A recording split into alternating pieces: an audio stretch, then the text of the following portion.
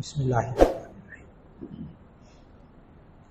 ایک صاحب نے پوچھا ہے کہ عدت کے دن قمری مہینے کے حساب سے کیسے پورے ہوں گے، دن گن لیں یا مہینے؟ تو اس کا جواب یہ ہے کہ اللہ تعالیٰ نے قرآن مجید میں عدتوں کی کل 5 قسمیں ذکر کی ہیں، ہر ایک میں الگ الگ بات ہے۔ اگر تو طلاق یافتہ عورت ہو، یعنی طلاق دی جائے عورت کو، پھر اس کی عدت اللہ تعالیٰ نے سورۃ البقرہ میں ارشاد فرمائی والمطلقات یتربصن بانفسہن ثلاثۃ قروء، کہ اگر کسی عورت کو طلاق دی جائے تو وہ 3 قروء یعنی 3 حیض تک مدت گزارے۔ تو یہ جو طلاق کی عدت ہوتی ہے اس میں تو تاریخ نہیں آئے گی،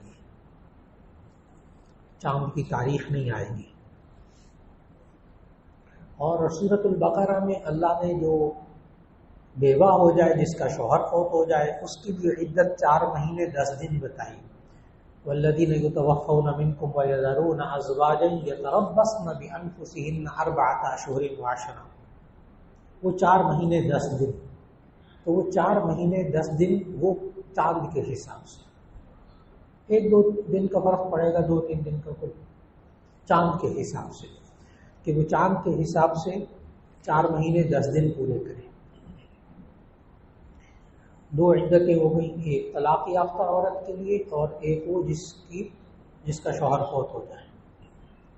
پھر 3 عدتیں اللہ نے سورۃ الطلاق میں بیان فرمائیں، آیت نمبر 4 میں، واللائی یئسن من المحیض من نسائکم، وہ عورتیں جو مینسس سے مایوس ہو جائیں، جس کو 45 سال 50 سال کی عمر میں عورتوں کو مینسس آنا بند ہو جاتے ہیں، اس کیفیت کو کہتے ہیں عربی میں عائسہ۔ واللائی یئسن من المحیض، ان کی عدت اگر ان کو طلاق ہو جائے تو 3 مہینے، وہاں سے مہینے شمار ہوں گے، وہ بھی چاند کے حساب سے۔ اور واللائی لم یحضن، کچھ بچیاں ایسی ہوتی ہیں کہ جوان ہونے کے بعد سے ان کو مینسز ہوتے ہی نہیں، ایک ہارمونز کی تبدیلی ہے، اللہ کا نظام ہے، لیکن ان بچیوں کے ہاں، ان عورتوں کے ہاں پھر اولاد نہیں ہوتی۔ تو واللائی لم یحضن، وہ عورتیں جن کو شروع سے مینسز ہی نہ آئے، ان کو بھی اگر طلاق ہو جائے تو ان کو بھی پھر 3 مہینے۔ پھر اللہ نے 5ویں عدت بتائی، وَأُولُو الْأَحْمَالِ أَجَلُهُنَّ أَن يَضَعْنَ حَمْلَهُنَّ، اگر حاملہ عورت کو طلاق ہو جائے یا اس کا شوہر فوت ہو جائے تو جب بچہ پیدا ہوگا تو اس کی عدت پوری ہو جائے، چاہے 1 ہفتے بعد پیدا ہو جائے، چاہے 1 مہینے بعد پیدا ہو جائے، چاہے 9 مہینے بعد پیدا ہو، وہ پھر یہ 5 عدتیں اللہ نے بیان فرمائی ہیں۔ تو آپ نے محسوس کیا اس میں سے کچھ عدتوں کا تعلق مہینوں کے ساتھ ہے، وہ پھر چاند کے مہینے کے حساب سے، چاہے 29 کا ہو چاہے 30 کا ہو، یعنی شوہر جو ہے وہ فوت ہوا مثال کے طور پر چاند کی 18 تاریخ کو، تو اگلی چاند کی 18 تاریخ کو 1 مہینہ ہو جائے، چاہے چاند 29 تاریخ کا ہو چاہے 30 تاریخ کا ہو، یعنی کا کوئی مشکل حساب نہیں، بالکل۔ پھر جب وہ 3-4 مہینے پورے ہو جائیں پھر آگے 10 دن اور شمار کر لیے جائیں۔ جی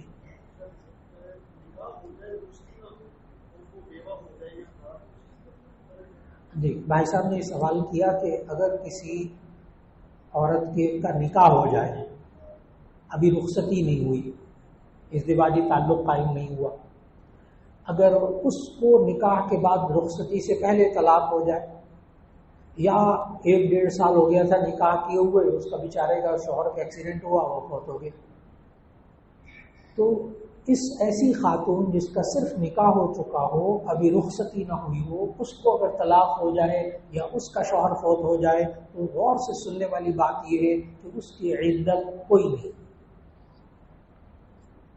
وہ اگلے دن کسی سے نکاح کروا سکتے ہیں آپ اس کو، اس لیے کہ اللہ تعالیٰ نے یہ جو عدت رکھی ہے نا، عدت کا معنی شمار کرنا، گنتی گننا، اس کا مقصد ہوتا ہے استبراء رحم، رحم کو پاک کرنا، رحم کو پاک کرنا کہ گزشتہ شوہر کا نطفہ اس کے اندر موجود ہوا اور آپ نے شادی کر دی تو پتہ نہیں ہے اس کی اولاد ہے یا اس کی اولاد ہے، لیکن صرف نکاح ہوا ہو، ابھی رخصتی نہ ہوئی ہو تو نطفے کا سوال ہی نہیں، لہذا عدت بھی نہیں، وہاں عدت بھی نہیں۔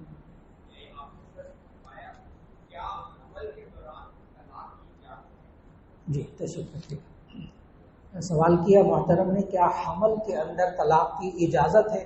یہ اس لیے بڑا قیمتی سوال ہے کہ آج کل یہ بہت زیادہ عام ہے کہ جی اگر حالت حمل میں بچہ ہونے والا ہو پھر طلاق دی جائے تو طلاق ہی نہیں ہوتی، یہ بہت مشہور ہے لوگوں میں۔ اس کے لیے یاد رکھ لینا چاہیے حیض کی حالت میں طلاق دینا بھی گناہ اور حمل کی حالت میں بھی طلاق دینا گناہ کی بات۔ حیض کی حالت میں، ناپاکی کی حالت میں طلاق دینا گناہ، لیکن اگر دی تو ہو جائے یہ طے شدہ بات ہے، اس میں کوئی اختلاف نہیں۔ اس لیے حمل کی صورت میں بہرحال طلاق ہو جاتی ہے، الگ بات ہے اس نے غلط گناہ کا کام کیا، لیکن طلاق ہو جاتی ہے اور وضع حمل اس کی عدت ہوگی۔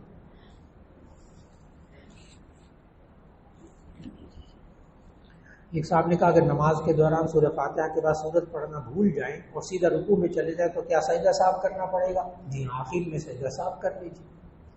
ایک صاحب نے کہا وتر نماز میں کیا دعائے قنوت کے بعد اور بھی دعائیں پڑھ سکتے ہیں؟ جی دعائے قنوت کے بعد اور دعائیں مانگ لیں گے، اور وہ دعائیں جو قرآن مجید میں موجود ہیں، ربنا آتنا فی الدنیا حسنہ ربنا اغفر لی ولوالدی، نماز نہیں ٹوٹے گی، لیکن یہ سنت نہیں ہے، یہ سنت نہیں ہے، خلاف سنت ہوگا۔ اس لیے دعائے قنوت میں صرف دعائے قنوت، نہ آتی ہو پھر ربنا آتنا پڑھ لیجیے، نماز ہو جائے گی، لیکن سیکھ لیجیے۔ ایک صاحب نے لکھا کہ انسان کو کوئی بھی مصیبت پریشانی بیماری آتی ہے تو اس کے گناہ مٹا دیے جاتے ہیں، کیا ڈپریشن والے مریض کے بھی گناہ مٹا دیے جائیں گے جو ہر وقت ذہنی پریشانی میں رہتا ہے؟ تو اس کا جواب یہ ہے کہ ایک ڈپریشن انسان کے اوپر آتا ہے جو انسان کے بس میں نہیں ہوتا، ایک وہ ڈپریشن ہے جو انسان کے بس میں ہوتا ہے، یہ دونوں چیزیں الگ الگ ہیں۔ والد صاحب فوت ہو گئے، کاروبار میں ایک دم نقصان ہو گیا، یہ ڈپریشن میں چلا گیا، یقیناً اس پر اللہ تعالیٰ اس کو درجات بلند فرمائے گا، یقیناً اللہ درجات بلند فرمائے گا۔ لیکن ایک انسان بلا وجہ اپنی سوچوں کو لے کے بیٹھ جائے، میرا کیا بنے گا، میرا فلاں ہوگا، میرا یوں ہوگا، میرا ایسی سوچتے سوچتے ڈپریشن میں چلا جائے، یہ اس نے خود مسلط کیا ہے اپنے اوپر ڈپریشن۔ اور آج کل ڈپریشن کا 100% علاج ہے، الحمدللہ۔ آج سے چند سال پہلے نہیں تھا، دوائیاں نہیں تھیں، لیکن اب ڈپریشن کا 100% علاج ہے۔ جتنی جلدی کروا لیا جائے اتنی جلدی دوائیاں چھوٹ جاتی ہیں، بجائے ادھر ادھر بھاگنے کی ڈپریشن کا علاج کروا لینا چاہیے۔ جتنی جلدی کروائیں گے، میں نے عرض کیا کہ اتنی جلدی دوائیاں چھوٹ جائیں گی۔ ایک صاحب نے کہا توفیق سے کیا مراد ہے؟ ہم دعاؤں میں مانگتے ہیں اللہ ہمیں توفیق عطا فرمائے، توفیق کیا ہوتی ہے؟ بہت اچھا سوال۔ توفیق یہ عربی زبان کا لفظ ہے، اور اس کی ڈیفینیشن، اس کی تعریف یہ لکھی گئی، علماء نے لکھی، بڑی عجیب تعریف ہے توفیق کی۔ توجیہ الاسباب نحو الخیر، یہ توفیق کی ڈیفینیشن ہے، تعریف۔ توجیہ الاسباب نحو الخیر، کسی اچھے کام کی طرف اسباب مہیا کرنا، یہ توفیق کہلاتا ہے۔ اللہ نے فلاں صاحب کو حج کی توفیق دی، کیا مطلب؟ اللہ نے پیسہ دے دیا، اسباب، صحت دے دی، قرآن دادی میں نام نکل آئے، ویزا بھی مل گیا، ٹکٹ بھی مل گئی، فلاں ہو گیا، گھر میں پیچھے گھر والوں کے بھی انتظامات سارے ہو گئے، یہ سب کچھ کیا؟ اللہ کی توفیق۔ پھر وہ ہوائی جہاز بھی اللہ کی توفیق جو لے کر گیا، وہ بھی اللہ کی توفیق، اور ہوائی جہاز کو لے جانے میں پھر ہوا اور پیٹرول اور سارا وہ یہاں تک ہوائی جہاز کا جو پائلٹ ہے نا وہ بھی توفیق، وہ نہ ہوتا جہاز کیسے چلتا؟ وہ الگ بات ہے، ایک وقت آئے گا جس کے بغیر بھی جہاز چلے گا، چلنے شروع ہو گئے۔ ویسے میں جو بات عرض کر رہا تھا کہ توفیق کس کو کہتے ہیں؟ توجیہ الاسباب نحو الخیر، کہ اسباب کو کسی اچھے کام کی طرف متوجہ کر دینا، اس کو توفیق کہتے ہیں۔ اے اللہ مجھے حج کی توفیق عطا فرما، یعنی کیا مطلب؟ اے اللہ اس کے لیے اسباب مہیا کر دے۔ اے اللہ مجھے شادی کرنے کی توفیق عطا فرما، یعنی اے اللہ مجھے شادی کرنے کے اسباب بنا دے، دلہن بھی مل جائے، پیسے بھی آ جائے، کھانا وانا بھی کھلا دوں، ولیمہ بھی کر دوں سنت کے مطابق، اے اللہ توفیق دے دے، یعنی اسباب متوجہ کرنا۔ تو اس لیے ہم جب یہ دعا مانگتے ہیں اللہ میں فلاں کام کی توفیق دے دے، تو توفیق کا مطلب یہ ہوتا ہے اے اللہ اس کے لیے پھر اسباب بھی متوجہ کر دے۔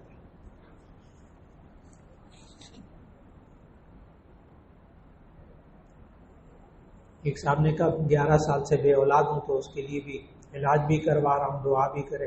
اللہ تعالیٰ نے نا قرآن مجید کے اندر ہمیں سمجھایا، سورہ صافات کے اندر حضرت ابراہیم علیہ السلام ایک چھوٹی سی دعا مانگا کرتے تھے۔ بے اولاد لوگوں کو بہت دعا مانگنی چاہیے، آسان سی ہے۔ سورہ صافات میں، سورہ صافات آیت نمبر 100، آیت نمبر 100، چھوٹی سی دعا، رب ہب لی من الصالحین، رب ہب لی من الصالحین، اے اللہ مجھے نیک اولاد عطا فرما۔ اگر ہمت کر کے اگلا جملہ سن لینا تو مایوس نہیں ہوں گے۔ حضرت ابراہیم علیہ السلام کو اللہ تعالیٰ نے پہلا بیٹا اسماعیل دیا، رب حب لی من الصالحین مانگ مانگ کے 85 سال کی عمر میں، 85 ایئرز اولڈ، پہلا بچہ، رب حب لی من الصالحین، سورہ صافات آیت نمبر 100، بڑا آسان، مانگی اللہ سے مانگی، اللہ قادر مطلق ہے، 85 سال کی عمر، پہلا بیٹا دی۔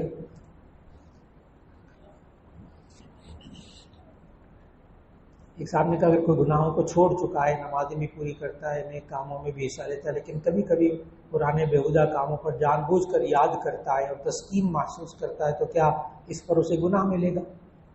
جی، ایک بندہ ہے، کوئی گناہ جو انہوں نے سوال کیا وہ یہ کہ ایک بندہ پرانا گناہ کا عادی تھا، کسی بھی گناہ کو چھوڑ چکا، معافی بھی مانگ چکا، لیکن طویل عرصے کے بعد پھر اس کو وہ گناہ صرف یاد آتے ہیں اور اس کو مزہ آتا ہے، تو آسان سی بات ہے کہ اس کیفیت کو یہ بندہ نیکی میں تبدیل کر لے، نیکی میں کنورٹ کر لے۔ کیسے؟ جب گناہ کا خیال آئے کہے استغفر اللہ، اب اس کے سارے اعمال میں نیکیاں لکھی گئی، بس اتنا سا ہی کہنا، اور کیا ہے؟ اور اگر خود بخود مزہ آ رہا ہے تو کوئی حرج کی بات نہیں، یہ اس کے بس میں نہیں ہے، جتنا بس میں ہے اس وہ استغفار ہے، استغفر اللہ کہہ لے، وہ پھر نیکی بن گئی۔ اور انشاءاللہ پھر آئندہ وہ شیطان بھی وہ گناہ ذہن میں نہیں آنے دے گا۔ اچھا، کیونکہ عجیب ہے، اس کے ذہن میں گناہ ڈالتا ہوں، یہ اوپر سے استغفر اللہ کہتا ہے، پھر نیکیاں کما لیتا ہے، اس کے ذہن میں ڈال نہیں ہے، تو شیطان آنے ہی نہیں دے گا گناہ کو۔ جی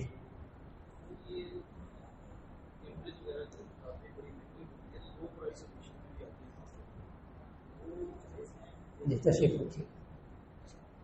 بھائی صاحب نے سوال کیا ہے، ہمارا معاشرے کا دکھتا ہوا سوال کہ جی کیمبرج کی جو بکس ہیں، آکسفورڈ کی جو بکس ہیں بہت مہنگی ملتی ہیں، لیکن اب سیکنڈ ایڈیشن مہذب نام، لو پرائس والی بک، مہذب نام، اصل کیا ہے؟ چربہ، نقل، جیل سازی، سیدھی سیدھی بات ہے، جیل سازی۔ کیا یہ جائز ہے اس کا خریدنا؟ تو اس کا جواب یہ ہے کہ جس نے چھاپی اس کا تو گناہ ہوگا، جس نے چھاپی اس کو تو گناہ ہوگا۔ ہاں، اگرچہ کافروں کی کتابیں غیر مسلموں نے چھاپی، لیکن کاپی رائٹ کا ایک حق ہے۔ ہمارے ہاں تو تصور نہیں ہے نا پاکستان میں، باہر تو اس پر بڑی زوردار قسم کی پابندیاں ہیں، باہر تو بہت زوردار قسم کی پابندیاں ہیں، انسان بڑی مشکل میں پھنس جاتا ہے نقل مار کے اور جعل سازی کر کے۔ تو چھاپنے والے کو تو گناہ ہوگا، آگے چل کر بازار میں بک رہی ہیں، آپ نے خریدا، آپ کا تعاون تو ہے اس گناہ میں، لیکن سراسر سیدھے رخ سے گناہ نہیں ہوگا انشاءاللہ۔ تعاون تو ہوگا کہ آپ اس کے ساتھ مددگار بن گئے، لیکن انشاءاللہ اللہ تعالیٰ سے توبہ اور استغفار کر لیں تو وہ ذمے میں گناہ نہیں رہے گا. لیکن اگر یہ انسان اس چربا کتابوں کو، جیل سازی سے چھپنے والی کتابوں کو خریدنا ہی بند کر دے، اسی صورت میں ظاہر ہے یہ علاج بھی ہے، یہ علاج بھی ہے. اور آپ سے میں کیا عرض کروں، ابھی گزشتہ چند مہینے پہلے اردو بازار میں ایک پورا گودام، ایک مفسر ہے، انہوں نے 8 جلدوں میں تفسیر شائع کی، تو تفسیر کی جعل سازی کر کے چھاپی گئی، پورا گودام بھرا ہوا نکلا. لوگوں نے تفسیر کو نہیں چھوڑا، آپ کیمبرج کی بک فرماتے ہیں، لوگوں نے تفسیروں کو نہیں چھوڑا. تو اس لیے بس ہے ناجائز کام، ہے ناجائز کام، اور اس میں تعاون کی کوشش نہ ہو. جی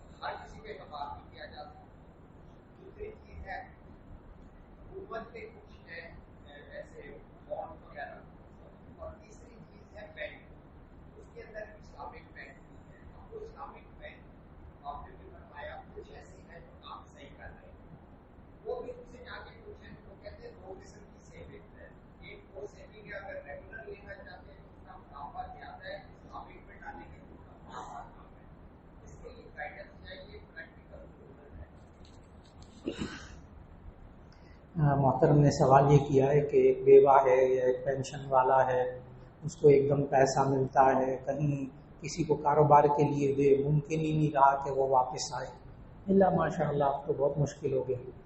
تو ایسی صورت میں وہ کہاں رکھ کر کما سکتی ہے یا اپنا روزگار چلا سکتی ہے، بیوہ ہو یا پینشن والا ہو؟ تو اس کا جواب یہ ہے، ایک تو اسلامی بینک میں جو سیونگ بینکس ہیں اس کے اندر آپ علماء کا فتویٰ، جامعہ شفیہ کا فتویٰ، دارالعلوم کراچی کا فتویٰ یہ موجود ہے کہ آپ اس کے اندر سیونگ میں رقم رکھ کر منافع کما سکتے ہیں، کیونکہ وہ یہ رقم حلال کاروبار میں لگاتے ہیں. منافع فکس نہیں ہوتا، جتنا منافع ہوگا وہ اتار چڑھاؤ کے ساتھ، کمی بیشی کے ساتھ آپ کو ملتا رہے گا. لہذا ایک طریقہ تو یہ ہے کہ وہ سیونگ اکاؤنٹ میں رکھے اور اس میں سے یعنی اسلامی بینک میں جو سیونگ اکاؤنٹ ہیں اس میں رکھے، انشاءاللہ اس کا تو کنونشنل بینکوں کے بالکل ساتھ ساتھ اس کا آ رہا ہے منافع قریب قریب. دوسرا طریقہ ہے اس میں ماہانہ اسکیم کا. ماہانہ اسکیم کا ہوتا ہے کہ آپ ایک رقم اسلامی بینکوں میں کہ آپ ایک رقم جمع کروا دیں 1 سال کے لیے 5 لاکھ روپیہ، وہ آپ کو سرٹیفکیٹ دیتے ہیں.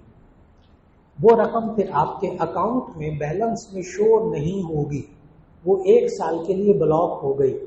اس پر پھر وہ ماہانہ اگر آپ لینا چاہیں رقم تو وہ منافع 12 حصوں میں تقسیم کر کے ہر مہینے منافع دیتے ہیں اور آخر میں جا کر حساب و کتاب کر لیتے ہیں کہ کتنا منافع ہوا اور کتنا کم کرنا ہے اس کا.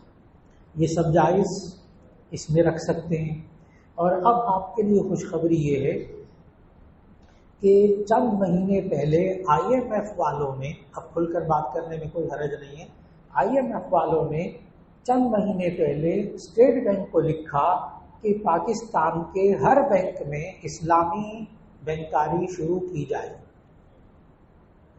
IMF نے تحریری طور پر ہدایت دی کہ پاکستان کے تمام بینک اسلامی بینکاری کریں، اور IMF نے پھر ہدایت دی کہ اپنے یہ جو سرٹیفکیٹ باؤنڈ ہیں، سرٹیفکیٹ شیئر باؤنڈ حکومت کے جو ہوتے ہیں، ان سرٹیفکیٹ ڈیفنس سرٹیفکیٹ اس کو چینج کریں، علماء کی ٹیم پوری بٹھائیں، علماء کو اکٹھا کریں، وہ اس کا حل بتائیں اور اس کا حل بتا کر اس کو حلال طریقے سے منافع ان کا دیں۔ چنانچہ گزشتہ مہینے یہ بات اسٹیٹ بینک کی طرف سے لانچ ہو گئی ہے اور علماء کی بہت بڑی ٹیم اس پر بیٹھی۔ انہوں نے کہا کہ بس آپ یہ سیونگ سرٹیفکیٹ لیں اور لینے کے بعد جو رقم آئے اس پر منافع فکس نہ کریں، اور اس سے آپ کوئی بھی خفیہ تجارت نہ کریں بلکہ کھلے عام تجارت کریں جو حلال ہو، چیز بھی حلال ہو، طریقہ بھی حلال ہو، پھر اس کے بعد جو منافع آئے وہ کسی بھی صورت میں تقسیم کر دیں۔ تو الحمدللہ ڈیفنس سیونگ سرٹیفکیٹ کا متبادل آ چکا اسٹیٹ بینک کی، یعنی قومی سطح پر، حکومتی سطح پر اس کی سرپرستی میں، اور 5 بڑے علماء اس کی سرپرستی فرما رہے ہیں، ان کے نام بھی اوپن پرنٹ ہو چکے ہیں۔ تو اس لیے بہت بڑی سہولت ہے جی، انشاءاللہ یہ بغیر سود کے اللہ تعالیٰ نظام چلا کے دکھائے گا انشاءاللہ۔ ایک صاحب نے کہا کہ پیغمبر، انبیاء، رسول اور نبی کا فرق بیان کریں۔ جی اصل میں پیغمبر یہ فارسی زبان کا لفظ ہے، پیغامبر جو ہم جلدی بولتے ہیں پیغمبر، پیغامبر یعنی پیغام لے جانے والا، اور رسول اور نبی یہ قرآن کے الفاظ ہیں، عربی کے الفاظ ہیں۔ رسول کا معنی ہوتا ہے پیغامبر، پیغام لے جانے والا، نبی کا معنی ہے خبر دینے والا، دونوں کا ترجمہ پیغمبر کر دیتے ہیں۔ اب ٹیکنیکل فرق بتاؤں، یہ تو میں نے لغوی معنی بتایا، لفظی مطلب، رسول کا مطلب پیغام لے جانے والا اور نبی کا مطلب خبر دینے والا، لیکن قرآنی اصطلاح کے اندر رسول کہتے ہیں اس اللہ کے مخصوص بندے کو جس کو اللہ تعالیٰ کوئی خاص کتاب، کوئی خاص شریعت دے، مکمل دین اس کو دے، مستقل شریعت، مستقل کتاب دی گئی ہو تو اس کو رسول کہتے ہیں۔ وہ مشہور 4 رسول جو قرآن میں ہیں، ویسے رسولوں کی تعداد 313 سے زیادہ بعض روایات میں، لیکن قرآن حکیم کے مطابق 4۔ تورات نازل ہوئی موسیٰ علیہ السلام، زبور نازل ہوئی داؤد علیہ السلام پر، انجیل نازل ہوئی حضرت عیسیٰ علیہ السلام پر، اور آخری نبی محمد رسول اللہ صلی اللہ علیہ وسلم پر نازل ہوا قرآن۔ تو یہ قرآن کے اندر 4 رسولوں کا ذکر ہے۔ باقی انبیاء، نبی اس کو کہتے ہیں جس کو اللہ لوگوں کی ہدایت کے لیے بھیجے، اس انسان کو، لیکن اللہ اس کو مستقل کتاب، مستقل شریعت نہ دے تو اس کو نبی۔ آدم علیہ السلام نبی، نوح علیہ السلام نبی، ابراہیم علیہ السلام ان کو صحف دیے گئے نبی، ادریس علیہ السلام نبی، یوسف علیہ السلام نبی، اسحاق علیہ السلام نبی، یعقوب علیہ السلام نبی، یونس علیہ السلام نبی۔ رسول وہ جن کو کتابیں دی گئی۔ تو نبی اور رسول میں اصطلاحی طور پر بطور ٹرم کے فرق ہے، لیکن لغوی معنی دونوں کا الگ الگ ہے۔ ایک صاحب نے کہا کیا دنیا واقعی مکافات عمل ہے؟ تو اس کا جواب ہے کہ جی ہاں، دنیا میں بھی اللہ تعالیٰ عمل کا بدلہ دیتا ہے، اچھے عمل کا اچھا بدلہ، برے عمل کا برا بدلہ، لیکن اللہ نے یہ لازم نہیں کیا کہ انسان کو اچھے عمل کا بدلہ دنیا میں ضرور ملے گا، برے عمل کا بدلہ ضرور ملے گا۔ ہاں یہ ضرور اس کی گارنٹی دے کہ اچھے عمل کا بدلہ آخرت میں ضرور ملے گا، اس کی گارنٹی دی۔ برے عمل کا بدلہ آخرت میں ضرور ملے گا، اس کی گارنٹی دی۔ لیکن دنیا میں جو انسان برا عمل کرے اس کا جو اثر ہوتا ہے، ہر گناہ کا ایک مختلف اثر ہوتا ہے۔ اس پر پوری کتاب ہے، بڑی ریسرچ ہے اس پر۔ علامہ ابن قیم رحمہ اللہ کی انہوں نے کتاب لکھی الدواء الشافی، الدواء الشافی، اس کا ترجمہ بھی اردو مل جاتا ہے۔ انہوں نے ہر گناہ کا اثر بتایا، دنیا میں کیا ہوتا ہے ہر گناہ کا۔ اسی طرح نیک عمل کا بھی اثر ہوتا ہے دنیا کے اندر، اس کو مکافات عمل بھی کہتے ہیں۔ نماز ہے نا، نماز آپ 5 وقت پڑھیں گے نا، اس کا بھی ایک اثر ہے۔ اللہ نے خود بتایا، 21ویں پارے کی پہلی آیت پڑھیں، اتل ما اوحی الیک من الکتاب واقم الصلاۃ ان الصلاۃ تنہی عن الفحشاء والمنکر۔ نماز قائم کیجئے کیونکہ نماز انسان کو بے حیائیوں برائیوں سے روکتی ہے، مکافات عمل۔ اور انسان دنیا میں جو نیک کام کرتا ہے اللہ اس کا بدلہ، اس کا اثر دنیا میں بھی دکھاتا ہے۔ میں ایک حدیث سنانے لگا ہوں، مکافات عمل۔ نبی صلی اللہ علیہ وسلم نے فرمایا ما اکرم شاب شیخا من اجل سنہ الا قید اللہ شابا عند سنہ من یکرمہ۔ جو کوئی نوجوان کسی بوڑھے کی عزت کرتا ہے اس کے بڑھاپے میں، جو کوئی نوجوان کسی بوڑھے کی عزت کرتا ہے اس کے بڑھاپے میں، اللہ اس نوجوان کے بڑھاپے میں ایک نوجوان کو مقرر کر دیتا ہے جو اس کی عزت کرتا ہے۔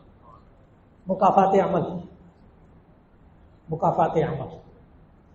اس لیے اللہ نے یہ انسان کو دیا، لیکن میں نے پھر کہا کہ مکافات عمل ضرور، اللہ نے یہ گارنٹی نہیں دی کہ ہر عمل کا بدلہ ضرور ملے گا۔ بعض لوگ ساری زندگی نیک کام کرتے رہتے، بدلہ ملتا ہی نہیں، آخرت میں ضرور ملے گا انشاءاللہ۔ بعض لوگ اتنے برے ہوتے ان کو دیکھو کبھی بخار بھی نہیں ہوتا، کبھی ان کو زکام بھی نہیں ہوتا، کبھی کھانسی بھی نہیں ہوتی، کبھی ان کے پیٹ میں درد بھی نہیں ہوتا، ان کے بچے بھی اچھے اسکولوں میں پڑھتے، حرام وہ کھاتے، رشوت وہ دیتے، غبن وہ کرتے، کوئی حرام جگہ چھوڑتے نہیں ہیں، لیکن جناب گاڑیاں ان کے پاس ہیں، گھر ان کے اچھے ہیں، بچے اچھی تعلیم حاصل کر رہے ہیں، شادیاں ہو جاتی ہیں بڑی شاندار، مرتے تو جنازہ بڑا شاندار۔ کہاں ملے گا ان کے عمل کا بدلہ؟ یہ اللہ نے قرآن میں سوال کیا، یہ والا سوال کہاں ملے گا بدلہ ان کا؟ ام نجعل الذین آمنوا وعملوا الصالحات کالمفسدین فی الارض ام نجعل المتقین کالفجار۔ کیا وہ لوگ جو ایمان لائے، جو نیک کام کیے، ہم ان کو گناہگاروں کی طرح کر دیں گے؟ کیا متقی لوگوں کو بدکار لوگوں کی طرح کر دیں گے؟ تو اللہ نے دنیا میں تو نہیں کیا، کہاں کرے گا؟ اللہ آخرت میں کرے گا، اللہ آخرت میں کرے گا۔ ایک صاحب نے کہا میت کی امانتی طور پر کسی جگہ تدفین کرنا، میت کی امانتی طور پر کسی جگہ تدفین کا طریقہ کیا ہے؟ اس کا ایک واحد امانتی بتا دوں آپ کو، ابھی فی الحال دفن کر دیں، بعد میں اس کو پراپر جگہ لے جا کر دفن کریں گے، یہ ہے امانتی دفن۔ یہ شریعت کے اندر، دین کے اندر جائز نہیں ہے، سوائے ایک صورت کے۔ کسی کو دفن کر کے وہاں سے نکال کر پھر کہیں اور منتقل کرنا یہ جائز نہیں ہے، سوائے ایک صورت کی کہ آپ نے زمین کے کوئی زمین کے مالک کی اجازت کے بغیر اس کی زمین میں مردہ دفن کر دیا۔ بس صرف دین کے اندر ایک یہ صورت ہے کہ اگر وہ مالک راضی نہ ہو، بعد میں آپ کہتے ہیں کہ پیسے لے لو، جتنی جگہ ہے، مرلہ 1.5 مرلہ جتنا ہے تو 6 گز ہی، پیسے لے لو، احاطہ بدل لیتے ہیں، مان جائے ٹھیک، نہ مانے تو پھر وہاں سے میت کو آپ تبدیل کریں، اور کوئی صورت نہیں، اور کوئی صورت نہیں۔ اس لیے میت کو جہاں انتقال ہو وہیں دفنانا چاہیے۔ ہاں اگر دوسرے ملک سے پاکستان لا رہے ہیں کہ جی ماں ہے، باپ ہے، بہن بھائی ہیں، فلاں ہیں، تو تسلی ہو جائے گی، جنازہ پڑھ لیں گے، ٹھیک، گنجائش موجود، لیکن دفنانے کے بعد منتقل کرنا، اس سے بہرحال بچنا چاہیے۔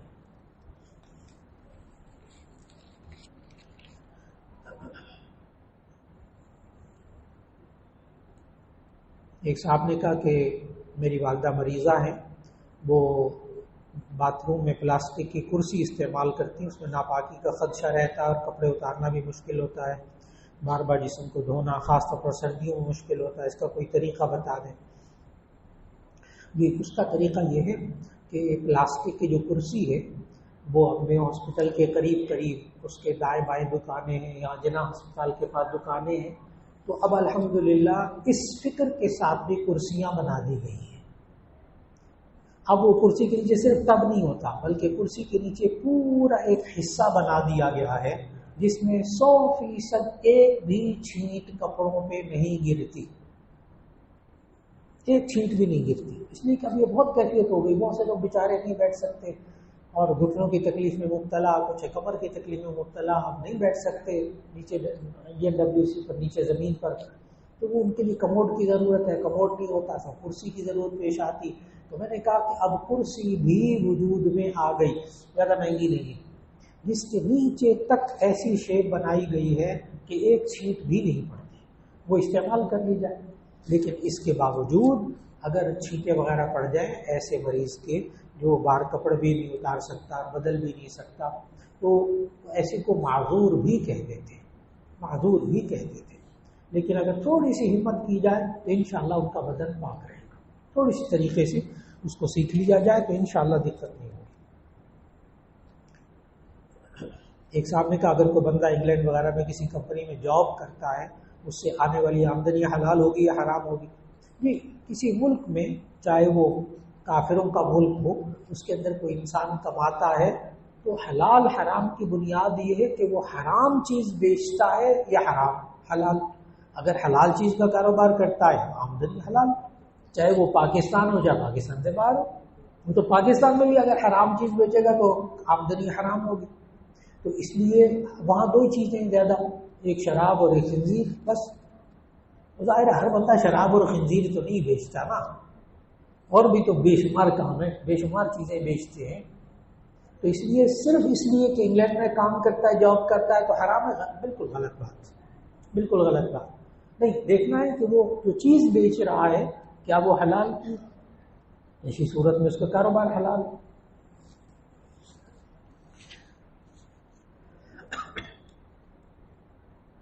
ایک صاحب نے کہا بیٹی نے گریجویشن کر لیا ہے، مزید پڑھنا چاہتا ہے، میں پڑھنا چاہتی ہوں، میں بیٹی کی شادی کا سوچ رہا ہوں گریجویشن کے بعد.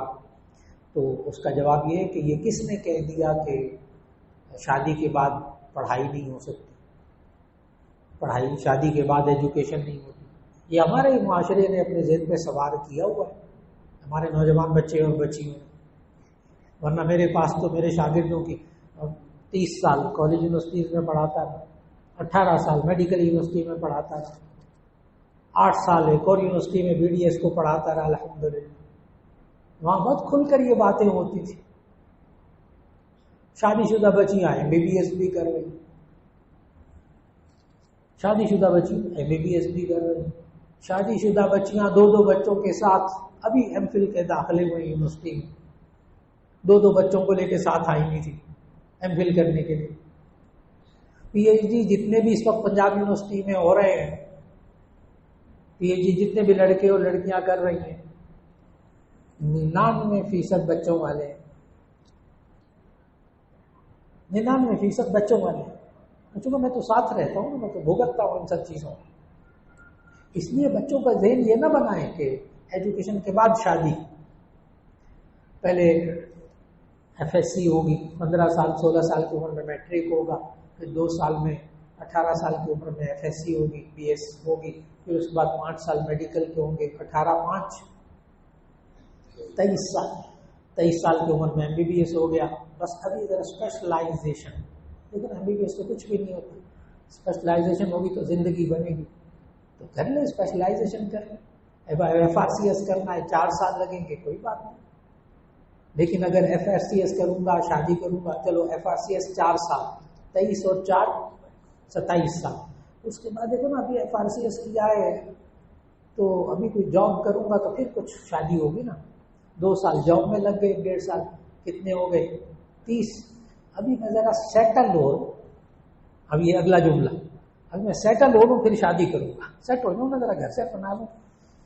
5 سال اور لگانے، کتنے ہو گئے 35 سال. اب حضرت کی ہوگی شادی، اب حضرت کی شادی ہوگی. اب شادی ہوگی تو اس کے بعد جو پہلا بچہ ہوگا نا، جب یہ 50 کراس کر چکا ہوگا نا، تو اس بچے کی عمر کتنی ہوگی 15 سال. پہلے بچے کی عمر کتنی ہوگی 15 سال. اور حضرت صاحب بوڑھے ہو چکے ہوں گے، 60 سال کی عمر میں ریٹائر ہو چکے ہوں گے، بچوں کی ایجوکیشن بھی مکمل. سارا نظام تباہ ہو جاتا ہے، سارا نظام تباہ ہو جاتا ہے. آپ 20-22 سال، حد 18-20 سال کی عمر میں لڑکی کی شادی کر دیں. پڑھنا چاہتی پڑھ لیں، 20 مثالیں موجود ہیں. شادی کے بعد ایم اے کیا، شادی کے بعد ایم فل کیا، شادی کے بعد بچے ہو گئے، 3 بچے ہو گئے، پی ایچ ڈی کر لی. 2 بچے تھے تو ایم فل ہو گیا، 4 بچے ہو گئے تو پی ایچ ڈی کر لی. ہاں، یہ کوئی رکاوٹ نہیں ہے، یہ ہم لوگوں نے رکاوٹ بنائی ہوئی ہے. اس لیے مہربانی کریں، بچیوں کی شادی، خاص طور پر بچوں کی شادی جب عمر ہو جائے شادی کریں. نہیں کما رہے بھی فلاں نہیں ہو رہے، آپ سہارا دیں نا، ابھی سہارا دیں. جوائنٹ فیملی سسٹم میں ساتھ رکھیں، ان کو سمجھائیں، چلائیں ساتھ. یہ بچے بھی تعلیم میں رکاوٹ نہیں. یہ کہہ رہے ہیں بیٹا، ایک اور سوال اسی طرح کا آیا کہ ایم بی بی ایس بیٹا نے کر لیا، 4 سال ہے، ایم بی بی ایس کرنے کے بعد شادی کرنی ہے تو کر دیجیے شادی. یہ پھر کوئی سوال ہے؟ جی جب اس کی عمر ہو جائے شادی کرنی، ایم بی بی ایس کے دوران بھی شادی ہوتی ہو جائے. ویسے بھی ایم بی بی ایس ہمارے پاس ساتھی ہیں، وہ بڑے مزے لیتے ہیں، وہ کہتے ہیں ایم بی بی ایس یہ مخفف ہے میاں بیوی بچوں سمیت، اگرچہ وہ اور چیز ہے. جی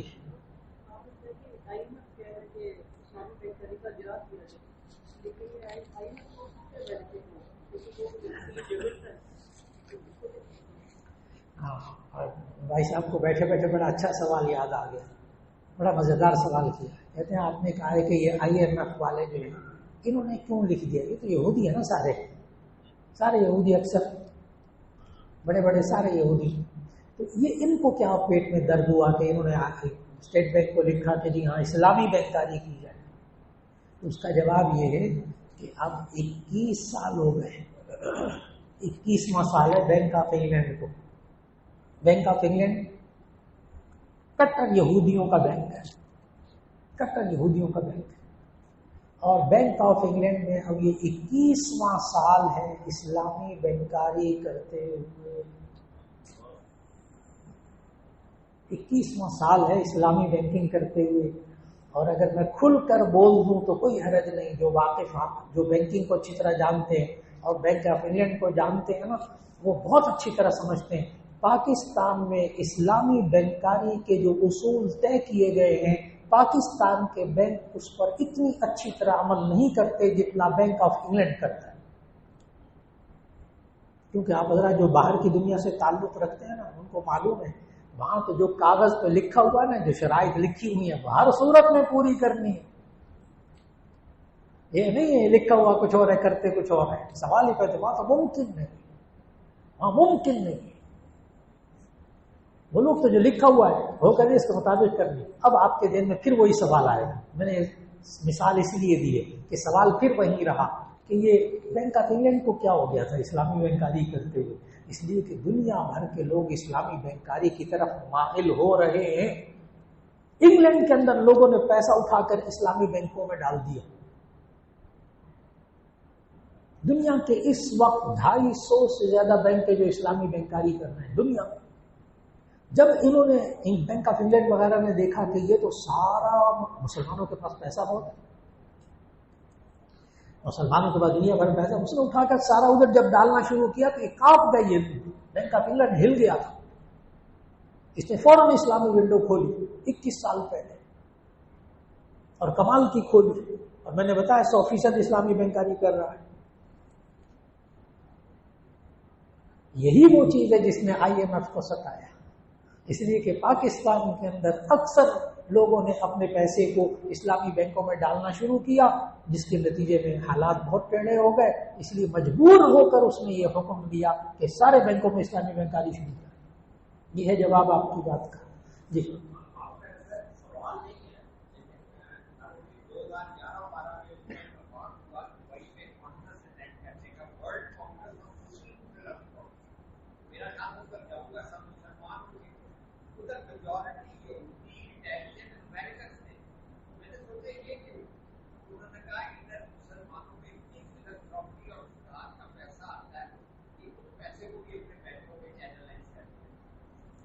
بالکل، ان اچھی معلومات دیجیے.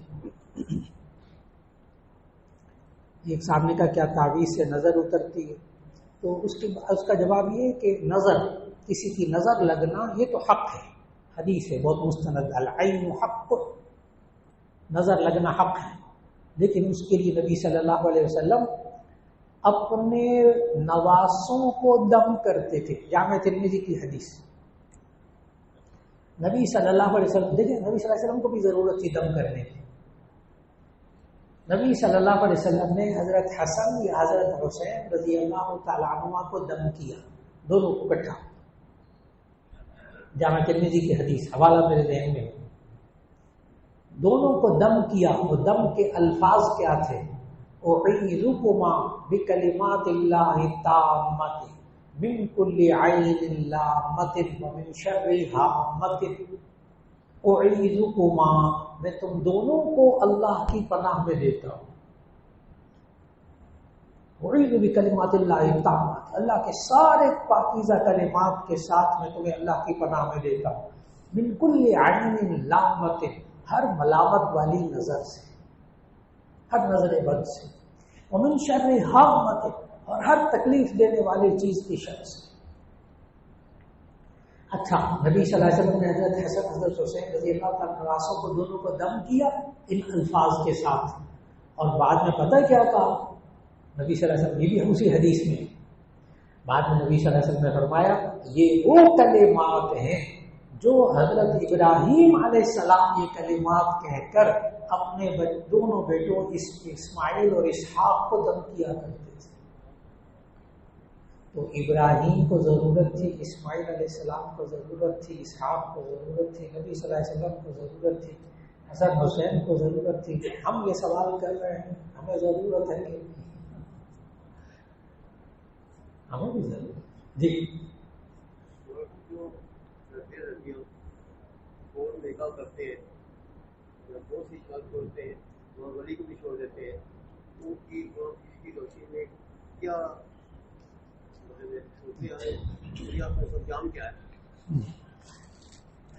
ڈاکٹر صاحب نے ایک سوال کیا ہے کہ ماشاءاللہ ڈینٹل کالج کے پرنسپل رہے ہیں، اور ہمارے یہ سوال کرنے والے جو صاحب ہیں یہ ہمارے صدر ڈاکٹر عارف صاحب، ہمارے صدر محترم صدر پاکستان کے ساتھ کلاس فیلو ہیں، دونوں اکٹھے پڑھے ہوئے.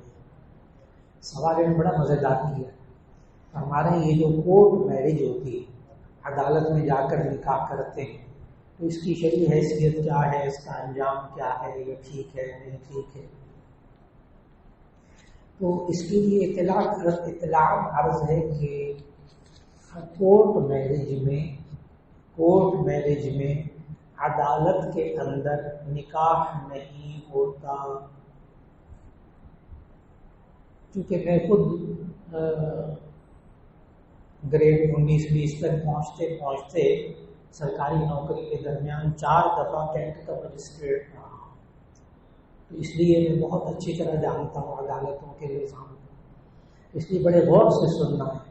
کورٹ میرج کے اندر لڑکا اور لڑکی کورٹ کے اندر عدالت کے اندر نکاح نہیں کرتے، نکاح نہیں ہوتا پاکستان میں.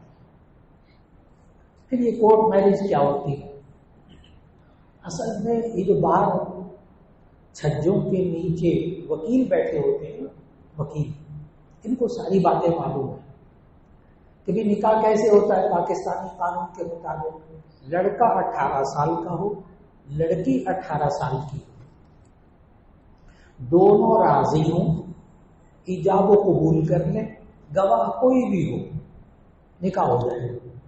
یہ پاکستانی قانون. جی وکیل نہیں، وہ ایک الگ بات ہے. میں پاکستانی قانون فرما رہے ہیں ولی کی ضرورت ہے، ولی کی اجازت کے بغیر ہو جاتا ہے، وہ ایک الگ مسئلہ ہے. میں تو پاکستانی قانون بتا رہا ہوں. پاکستانی قانون میں لڑکا اور لڑکی 18 سال کے ہوں اور دونوں ایجاب و قبول کریں گے. نکاح پڑھانے والا خطبہ پڑھے گا، ایجاب و قبول کرائے گا، دستخط ہوں گے، نکاح ہو جائے گا. چنانچہ اب میں نوجوان بیٹھے ہوئے ان کے سامنے سب کچھ بیان کر رہا ہوں، لوگ بھی سنیں گے، ساری سب کو پتہ لگے گا کہ یہ کورٹ میرج کس طرح ہوتی ہے. لڑکا اور لڑکی دونوں پہنچ گئے وکیل کے پاس کچہری میں. وکیل کو کہتے ہیں ہم نے نکاح کرنا ہے. وکیل جو ہے وہ نکاح فارم پر کرتا ہے اور سب سے پہلے دونوں کے شناختی کارڈ اوریجنل لیتا ہے، دیکھتا ہے اس کی عمر 18 سال ہے کہ نہیں. سب سے پہلے شناختی کارڈ لیتا ہے اور لینے کے بعد پھر وہی جو لوگ پھر رہے ہوتے ہیں انہیں کو 10 روپے 50 روپے لے کے گواہ بنا لیتا ہے. گواہ بنانا تو جائز ہے، مگر 50 روپے کے بھی جائز ہے. پھر وکیلوں ہی میں سے کوئی نہ کوئی گاڑی والا بھی ہوتا ہے، وہ انہوں نے فکس کیا ہوتا ہے پہلے سے، خطبہ بھی اس کو زبانی یاد ہوتا ہے ماشاءاللہ. وہ جناب اس کو بھی تھوڑے سے پیسے دیتے ہیں اور دینے کے بعد اب وہی وکیل کے اس بینچوں پہ بیٹھ کے وہ لڑکا اور لڑکی اور دو گواہ، ان کے بھی شناختی کارڈ ہوتے ہیں، دو گواہ، اور وہ جو مولانا صاحب وکیل صاحب کو پکڑ لیا تھا وہ خطبہ پڑھتے ہیں، وہ ایجاب و قبول کرتے ہیں، ایجاب و قبول کے بعد جناب نکاح فارم فل ہو جاتا ہے۔ اب یہ وکیل، اب اصل کام شروع ہونے لگا۔ اب یہ وکیل لڑکا اور لڑکی دونوں کو لے کر اور گواہوں کو لے کر وہ جاتا ہے عدالت میں۔ ہم نے بقائم ہوش و حواس، وہ مقدمہ دائر کرتا ہے عدالت میں، ہم نے بقائم ہوش و حواس نکاح کر لیا ہے، ہمارے ماں باپ ہمیں معاشرے میں قبول نہیں کیا جائے گا اس نکاح کو، ہمیں نقصان پہنچانے کا اندیشہ ہے، ماں باپ ہمیں مار دیں گے جان سے، ہمیں عدالتی طور پر تحفظ دیا جائے۔ عدالت کہتی ہے تحفظ دیا جاتا ہے، کورٹ میرج کا عمل مکمل ہو گیا۔ یہ میں نے ایک ایک لفظ پورا، کوئی بھی وکیل یہاں بیٹھا ہوگا نا تو اس کو پکا معلوم ہوگا اس طرح ہی ہوتا ہے۔ تو کورٹ میرج میں عدالت میں نہیں ہوتا، عدالت میں نکاح نہیں ہوتا، بالکل نہیں ہوتا، کوئی جج نکاح نہیں پڑھاتا، مہربانی کرے، کوئی جج کبھی نکاح نہیں پڑھاتا، کوئی جج کبھی یہ غلطی نہیں کرتا، یہ قانونی طور پر غلط ہے۔ نکاح عدالت میں ہوتا ہی نہیں، نکاح باہر ہوتا ہے، وہ بینچوں کے اوپر، اور وہ وکیل اندر لے کر جاتا ہے، پھر ان کو تحفظ دلاتا ہے۔ اب اگر ماں باپ نے کچھ کیا تو ماں باپ جیل کے اندر، سمجھ گئے پاکستان کا قانون۔ اب بات آئے گی ولی کی اجازت کے بغیر، اس میں پھر جو بعض ہمارے علماء وہ کہتے ہیں ولی کی اجازت کے بغیر نکاح ہوتا ہی نہیں، بالکل درست، ان کے پاس بھی دلیل ہے، حدیث دلیل ہے۔ بعض علماء کا یہ کہنا ہے کہ اگر بالغ لڑکی نکاح کرے اپنے کفر کے اندر، اپنے ہم پلہ رشتے کے اندر، وہ اگر بغیر ولی کی اجازت کے نکاح کر لے تو ایسی صورت میں وہ نکاح ہو جائے گا۔ حنفی مسلک یہی ہے، حنفی مسلک یہی ہے، اور شوافی کے نزدیک وکیل ولی ضروری، ولی کی اجازت کے بغیر نکاح ہی نہیں ہوتا، کوئی کرے بھی نہیں ہوتا۔ غیر سید لڑکا یا لڑکی ہو، سید خاندان میں شادی ہو سکتی ہے، لڑکی ہو۔ جی ڈاکٹر صاحب کا سوال یہ ہے کہ کیا سید لڑکا سید غیر سید لڑکی یا اس کا الٹ، یعنی سید غیر سید سے شادی ہو سکتی ہے کہ نہیں؟ ہمارے معاشرے میں اس پر پورا جمعہ میرا گزرا گزشتہ جمعوں میں سے کہ نبی صلی اللہ علیہ وسلم نے خود سید بچی کی، اپنی بچیوں کی شادی غیر سیدوں میں کی، اور وہ بہت بڑی دلیل حضرت عثمان غنی رضی اللہ تعالیٰ، حضرت عثمان غنی بنو امیہ میں سے، پہلے ایک بیٹی تھی وہ فوت ہو گئی، پھر دوسری بیٹی تھی، تو نبی صلی اللہ علیہ وسلم نے خود غیر سیدوں میں شادی کر دی۔ اب اس کے بعد اور کون سی دلیل چاہیے؟ اب کون سی دلیل چاہیے؟ ایک لڑکے کی شادی سید لڑکا ہے، کہتا ہے نے کہا اگر کوئی ویسی لڑکی نے شادی کے حق میں دور خوش ہوگی، کوئی حرج نہیں، شادی کر لے گا۔ جی ایک صاحب نے لکھا سوال، جی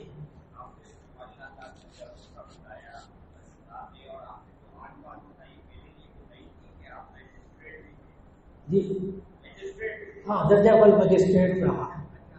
یہ نا الیکشن کے دنوں میں نا وہ مجھے ریٹرننگ آفیسر بناتے تھے، ریٹرننگ آفیسر کے ماتحت بناتے تھے، اور اس میں مجھے مجسٹریٹ بننا پڑتا تھا درجہ اول۔ جی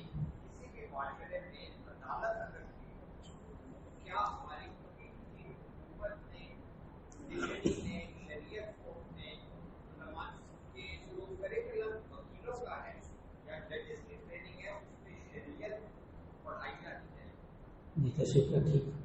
ڈاکٹر صاحب نے سوال یہ کیا ہے کہ ہمارے جو وکیل ہیں، ہمارے جو جج ہوتے ہیں، ان کو اسلامک لا، قرآن و سنت کا لا پڑھانا چاہیے۔ تو چونکہ میرا تعلق کالج یونیورسٹیز کے ساتھ ہے تو بڑے واضح الفاظ میں عرض کرنا چاہتا ہوں کہ LLB کے اندر مکمل شریعت لا کا باقاعدہ پیپر ہے، مکمل شریعت لا کا باقاعدہ پیپر ہے، اور اس میں سلیبس میں ہدایہ شامل نصاب ہے۔ اور آپ کو عجیب بات بتاؤں کہ ہیمبرگ یونیورسٹی نے اپنی آنکھوں سے دیکھا، یہ جتنے LLB کرنے کے بعد ایک اور بڑی ڈگری ہے جو پاکستان میں بھی نہیں شروع ہوئی، باہر ہوتی، بیرسٹر، بیرسٹر. تو جو وکیلوں کی سب سے بڑی ڈگری ہے جو بیرسٹر کہلاتی ہے، جو قائد اعظم نے بھی یہ بھی بیرسٹر تھے. تو ہیمبرگ جرمنی کے اندر خود دیکھا کہ ہدایہ، اوریجنل ہدایہ عربی والی پڑھاتے ہیں. بیرسٹر کے اندر شامل نصاب ہے اسلامی فقہ، باوجود اس کے کوئی پڑھنے والے کوئی ایک دو مسلمان، کوئی شامی، کوئی عراقی، غیر مسلم بھی سارے. اور مزے کی بات بتاؤں، جب وہاں یونیورسٹی میں دیکھا ہدایہ پڑھاتے ہوئے تو وہ شکل سے پورا شیخ الحدیث، اتنی لمبی داڑھی اور جناب جبہ پہنا ہوا، اور آپ فوراً سمجھ جائیں گے چھوٹی سی گول ٹوپی رکھی جالی والی. جو حضرات سمجھتے ہیں فوراً سمجھ گئے یہودی. ہدایہ پڑھانے والا بیرسٹر حضرات کو کون؟ یہودی. وہاں جب طلباء سے بات ہوئی نا، پتہ ہے طالب علموں نے مجھے وہاں کیا کہا؟ طالب علموں نے کہا وہ بیرسٹر جو بن رہے تھے، جو ہدایہ پڑھ رہے تھے یہودی سے. میں نے کہا یہ لازم یہودی اپنی کوئی سازش کرتا ہوگا، کوئی نہ کوئی بول کے الٹا سیدھا بولتا ہوگا بیچ میں. پتہ ہے مجھے انہوں نے کیا کہا؟ کہنے لگا آپ کا کوئی عالم بول سکتا ہوگا، یہاں یہ یہودی نہیں بول سکتا. اس لیے اس وقت اس کو یونیورسٹی سے فارغ کر دیں گے اگر وہ ہدایہ جو اسلامی لا کی کتاب ہے اس میں کوئی اپنی توڑ موڑ کے غلط بات پیش کرے گا، کیونکہ سامنے بیٹھنے والے بڑے قابل لڑکے، ایک غلطی نہیں وہ کر سکتا. غلطی کر کے پروفیسرشپ اس کی ختم ہو جائے. اتنا وہ ٹھیک ہدایہ پڑھانے والا. تو میں نے بتایا، آپ نے کہا نا اسلامی لا پڑھانا، تو میں نے تو کہا کہ بیرسٹر کی جو ڈگری ہے اس میں ہدایہ پڑھائی جاتی ہے آج بھی. لیکن وہ الگ بات ہے کہ عمل نہیں ہو پاتا.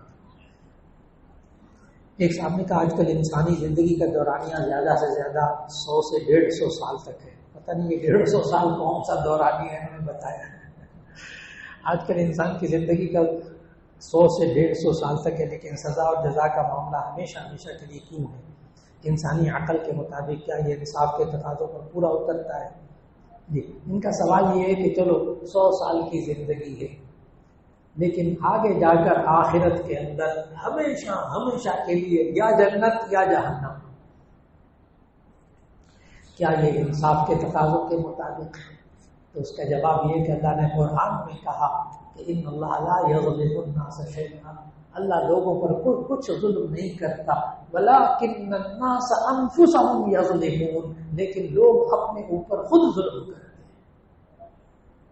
اللہ تو بڑا رحیم و کریم، اس نے تو کہا لا الہ الا اللہ محمد رسول اللہ کہہ لو، اللہ کو مان لو، سیدھا جنت میں جاؤ گے، ہمیشہ جنت میں جاؤ گے. اب کوئی نہیں مانتا پھر آپ کہتے ہیں یہ ظلم ہے. نہیں، اللہ نے ظلم نہیں کیا، یہ انہوں نے اپنی جانوں پر خود کیا ہے، ظلم کیا ہے. جی،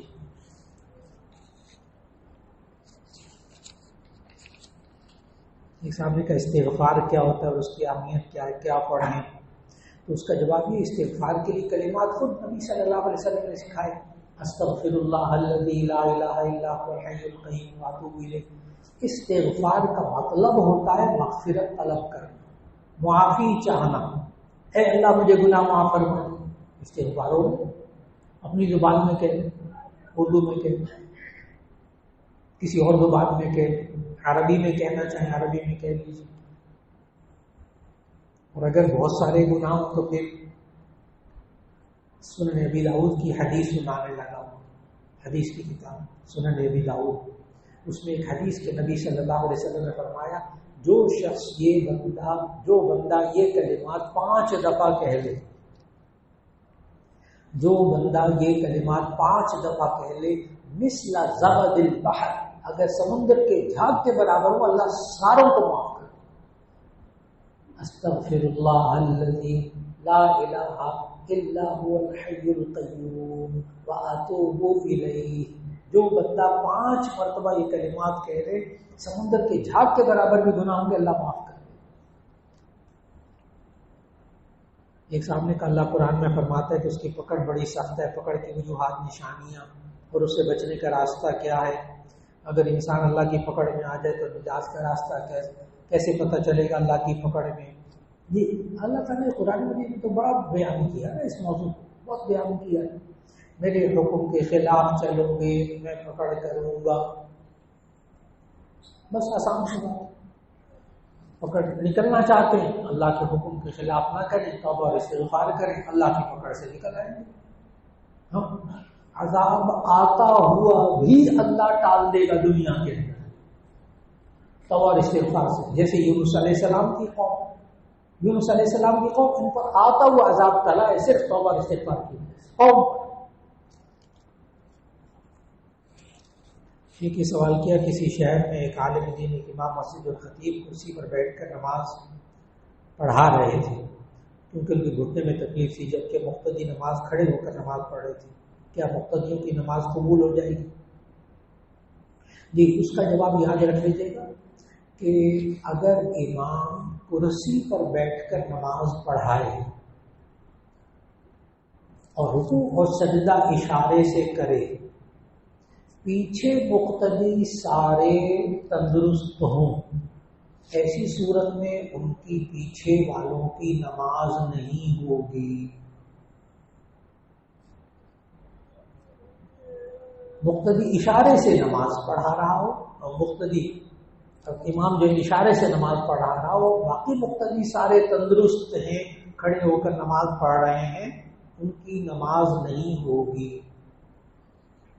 اب یہ جو صاحب ہیں نا نماز پڑھانے والے، ان کے بارے میں بات بتا دوں. اصل میں پوری بات نہیں دیکھی ان صاحب نے. یہ تشہد میں نہیں بیٹھ سکتے، یہ والے جن کو دیکھا گیا تشہد میں نہیں بیٹھ سکتے، لیکن یہ سجدہ کر سکتے ہیں. سجدہ کر سکتے ہیں، سجدے سے اٹھ کر تھوڑا سا ہو کر پھر دوبارہ سجدہ کرتے تھے اور پھر دوبارہ کرسی پر بیٹھ جاتے تھے. صرف تشہد میں کرسی پر بیٹھتے تھے. نماز کے اندر اشارے سے نماز بالکل نہیں وہ پڑھاتے تھے، لہذا قیام کے وقت میں وہ بیٹھے رہتے تھے، قیام کے وقت میں وہ بیٹھے رہتے تھے، تشہد کی حالت میں کرسی پر بیٹھے رکوع سجدہ پورا کرتے تھے، اشارے سے نہیں. اس لیے اس وقت 100% ان کے پیچھے نماز ہو جاتی تھی. اگر وہ کرسی پر بیٹھ کر اشارے سے پڑھتے ہوتے تو کسی کی نماز پیچھے نہ ہوتی. اب میری بات مکمل ہو. ایک صاحب نے کہا کہ امام صاحب نے دائیں طرف سلام پھیر دیا تو ایک مقتدی اللہ اکبر کہہ کر دوسرے سجدے میں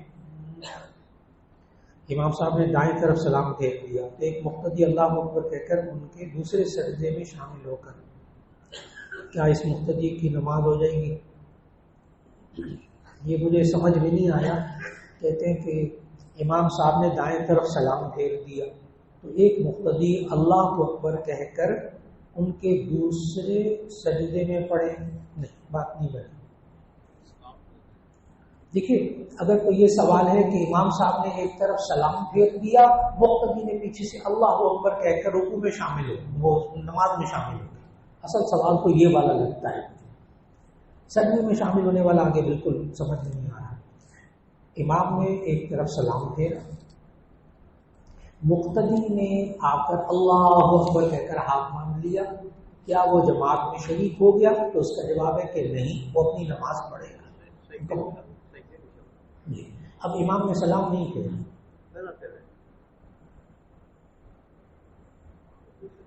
دیکھیے بڑی توجہ سے، امام نے سلام پھیر دیا، سجدے میں کیسے شریک ہوا؟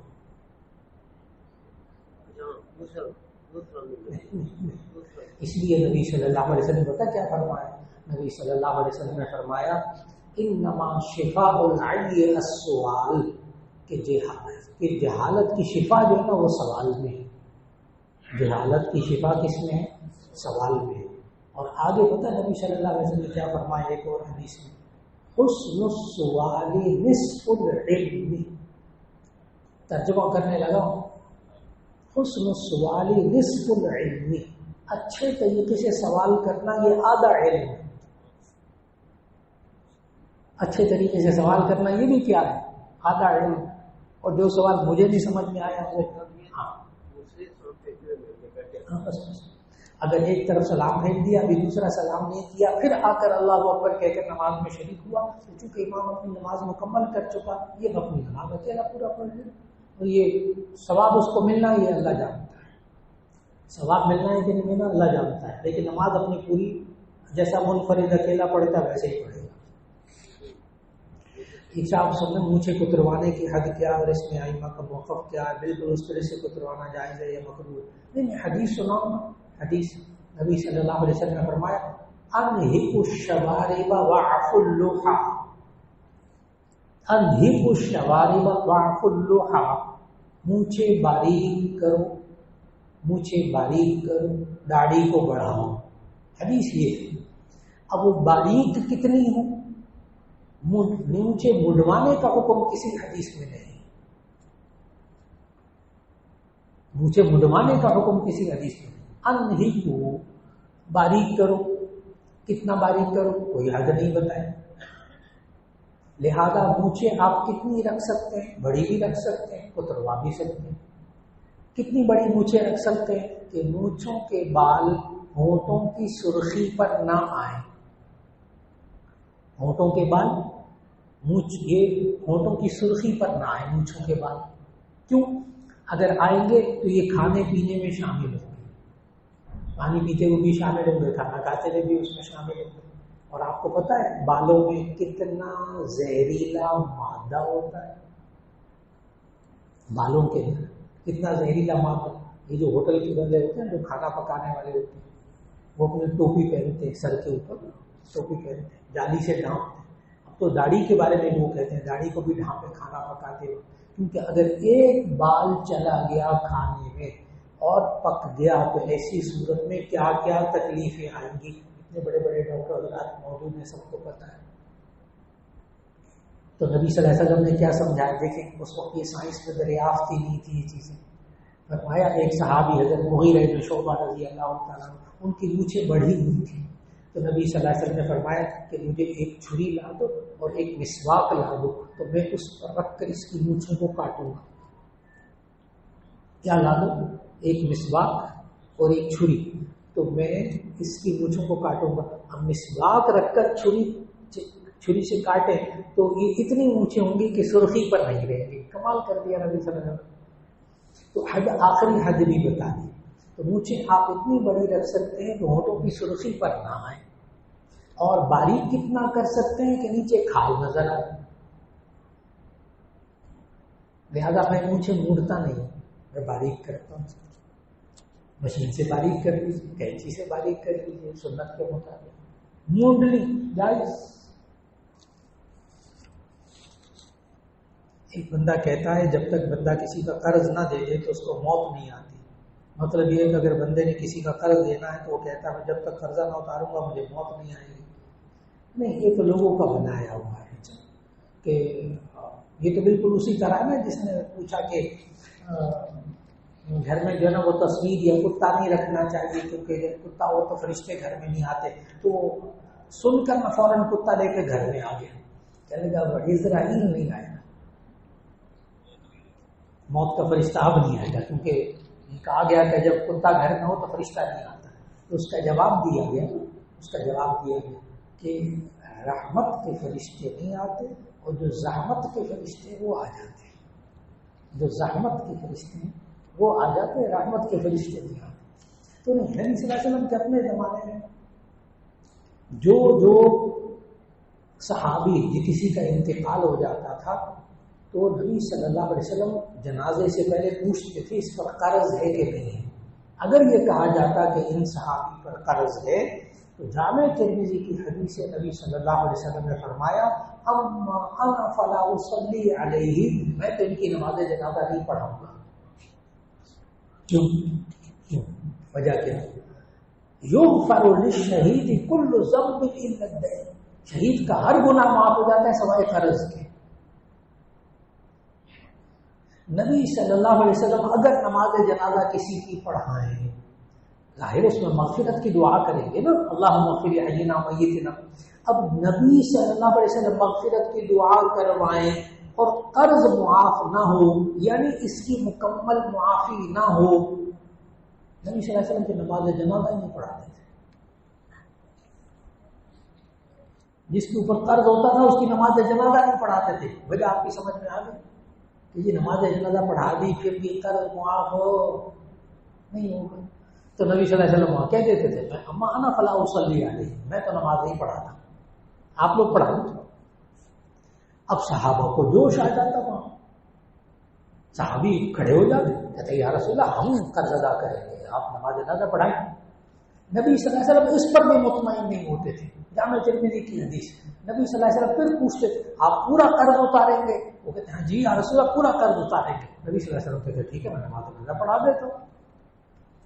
اب میں ایک عجیب بات بتاؤں آپ کو، ذخیرہ حدیث میں ایک بھی واقعہ ایسا نہیں ہے کہ پھر نبی صلی اللہ علیہ وسلم نے نماز پڑھائی نہ ہو۔ ایک بھی واقعہ ایسا نہیں ہے کہ نبی صلی اللہ علیہ وسلم نے کہا میں تو نہیں پڑھاتا آپ پڑھا لو، صحابہ نے کہا ٹھیک ہے نہ پڑھائیں ہم پڑھ لیتے ہیں۔ نعوذ باللہ من ذلک، صحابہ تو کھڑے ہو جاتے ہم ادا کریں مل جل کر ادا کریں، قرض پورا ادا کریں، آپ پڑھا دے پڑھا دیتے تھے۔